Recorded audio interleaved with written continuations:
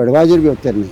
उसके बाद मैंने कहा जी मुबारकबाद दी तो कहने तुम बैठो। मैं 5-7 मिनट बैठा, इतने में एक चिट्ठी आ गई लेटर बन के कि आपको जो है ना मुख्यमंत्री जी का राजनीतिक सचिव लगाया जाता है।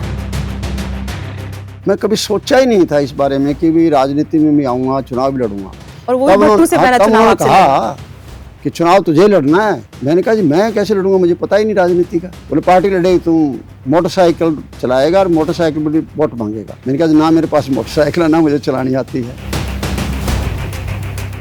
उस टाइम चौबे धनाल जी चीफ मिनिस्टर थे, उन्होंने बहुत जगह 600, 700 वोट बोगस वोट बना रखे थे। आज जो राहुल गांधी जी कहते हैं वोट चोरी, हाँ जी, हाँ जी, ये कुछ नहीं है वोट चोरी।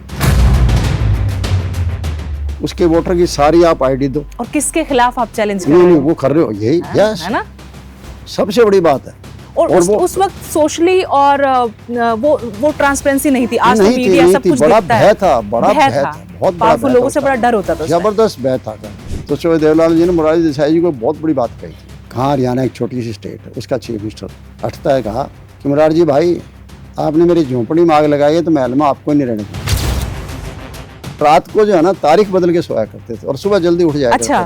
कभी लेट नहीं हुए। जब भी गांव का प्रोग्राम रखते थे, काफी गांव इकट्ठे रखते थे, लेकिन लेट कभी नहीं हुए।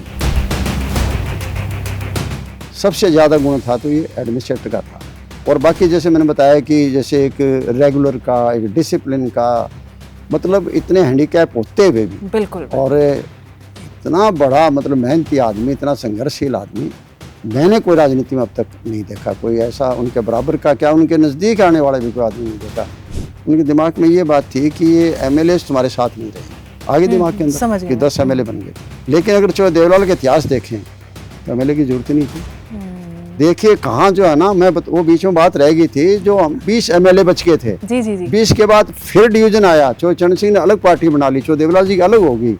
12 उनके साथ चले गए, चौबे देवलाल के पास 8 थे और 8 से 9वां मैं दाखिल हुआ वहाँ। मतलब लोकदल ज्वाइन मैंने किया, आज़ाद से लोकदल में ज्वाइन किया, पार्टी ज्वाइन की। 37 एमएलए होते हुए और वो जो श्रीमती सोनिया गांधी जी का आशीर्वाद लेकर आए थे, वो चुनाव हार गए। और ऐसा वक्त आया कि कोऑर्डिनेटर मुझे बना दिया सरसा का, शैलजा जी की मदद कर दी।